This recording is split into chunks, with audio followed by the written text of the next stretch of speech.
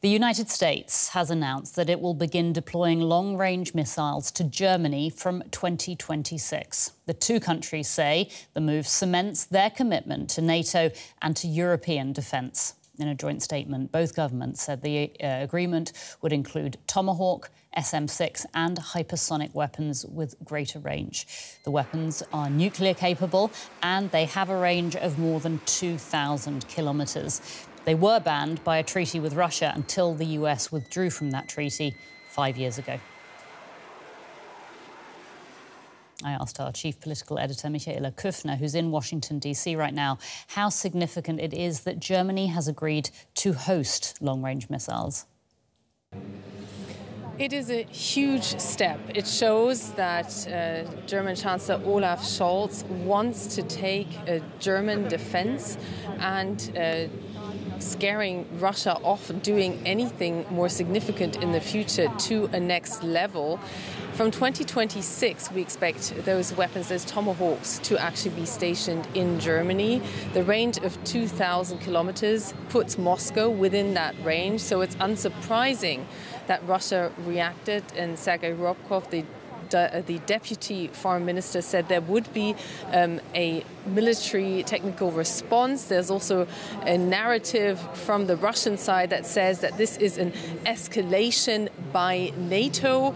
Of course, with the Russians claiming that the entire war of aggression in Ukraine was really a result of Russia being threatened. So clearly it is the German Chancellor, the United States and thereby NATO willing to take this political risk of potential verbal escalation, of starting a potential new arms race, so to speak. But it is seen as a core principle in the future that Germany needs more of a deterrent. It needs American partners until it can build up its own capabilities. And that's clearly something Olaf Scholz stressed here, is a target he has as Chancellor to build those own capabilities in Germany. So would you say that this is a sign that Germany is stepping up and taking more of a leadership role in NATO? Well, it's something Olaf Scholz also said here quite clearly, asked exactly that. He said he sees that Germany has a special responsibility and that he himself personally in Germany is willing to fulfill that. What it does not mean, and that's also important to stress, is own nuclear capabilities. That is simply a complete no-go. That remains a no-go. Germany has US nuclear weapons stationed here as part of that nuclear shield provided by NATO, but it doesn't seek own capabilities. Domestically, this is already causing quite a political storm. His own coalition partner, the Greens, want to have a debate about this. Well, this is already signed with the United States, so it will be interesting how he explains that back home. And he's also willing to take a hit in the public debate. This is not necessarily going to be popular.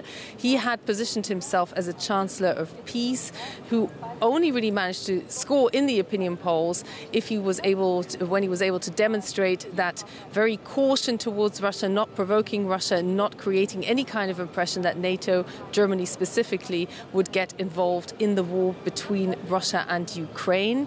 This is now a very different step, and it points to Germany willing, ready and wanting to take more of a leading role within NATO in the future. Michaela, thank you so much for that update. That's our chief political editor, Michaela Küfner, reporting from the NATO Summit in Washington, D.C. Now, the 32 NATO member states meeting in Washington are marking the alliance's 75th anniversary. They have repeated their commitment to providing Ukraine with aid, saying that Kyiv is on an irreversible path to NATO membership. Ukraine's future is in NATO. That was the joint affirmation made by NATO leaders at the alliance's summit in Washington, D.C. However, they didn't lay out a specific timeframe. Instead, Ukraine will be invited to join, quote, when allies agree and when conditions are met. As Ukraine continues its vital reforms, we will continue to support them on their irreversible path to NATO membership. The work we are doing together now will ensure that when the time is right, Ukraine can join without delay. It is not a question of if, but when. And while this may not be exactly what Kyiv wanted to hear, NATO Secretary-General Jens Stoltenberg did have some words of consolation. We will increase our support for Ukraine by establishing a NATO coordination and the security assistance and training for Ukraine, and by ensuring a sustained support for the long term. The plan includes minimum funding of 40 billion euros in military aid within the next year. It also includes a new command centre in Germany to coordinate the training of Ukrainian troops and weapons deliveries. There's also more immediate relief on the way. The F-16s are on their way. The transfer is happening as we speak. They'll be flying in the skies of Ukraine this summer. That's another very important proof point because, again, it concentrates Vladimir Putin's mind on the fact that he will not outlast Ukraine, he will not outlast us, and if he persists, the damage that will continue to be done to Russia and its interests will only deepen. Yeah. While NATO stopped short of providing any clear details for Ukraine's accession, So, cheers for the North Atlantic Treaty Organization, NATO. All right, the declaration was intended to send a message of power and solidarity to friends and foes alike. Let's bring in military analyst Marina Miron from King's College London. Thanks for your time, Marina. Tell us what the most important result of the NATO summit is for Ukraine.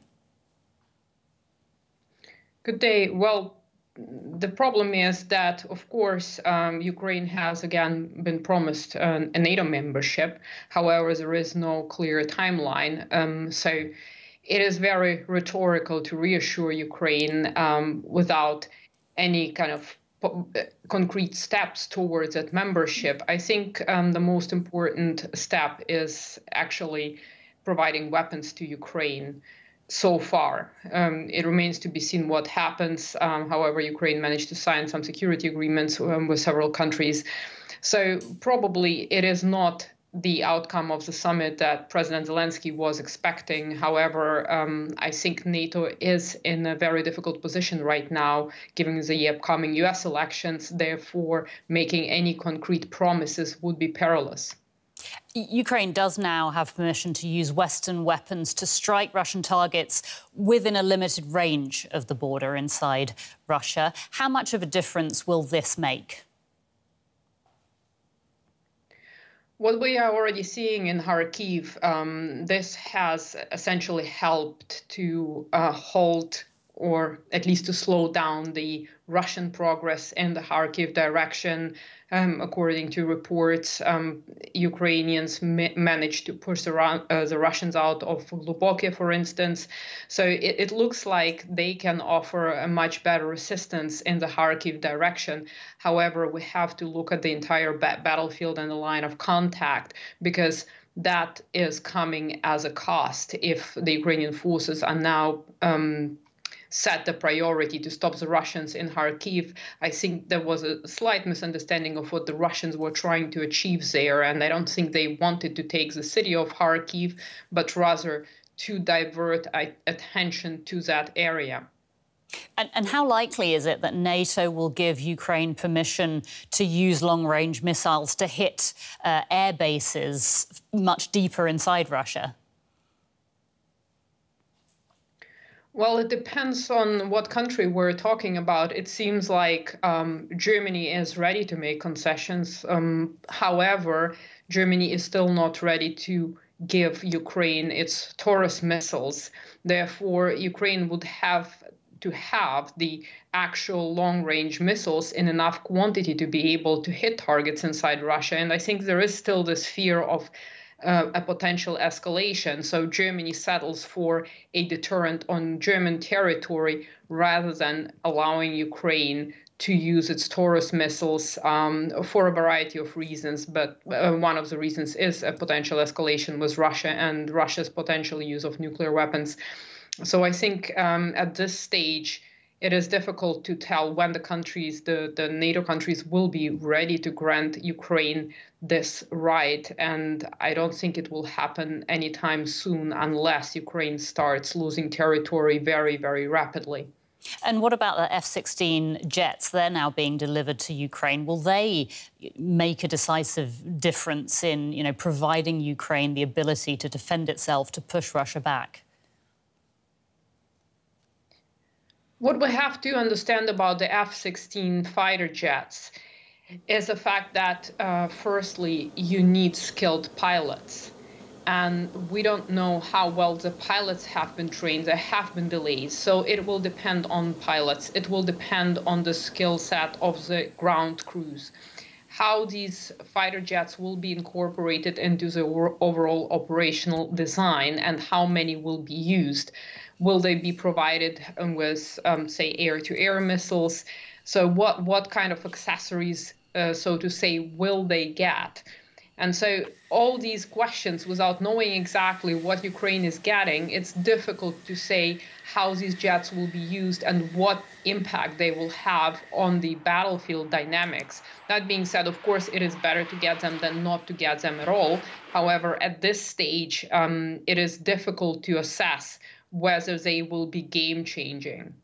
Marina Miron from King's College London. Marina, thank you as always for your insights. Thank you for having me.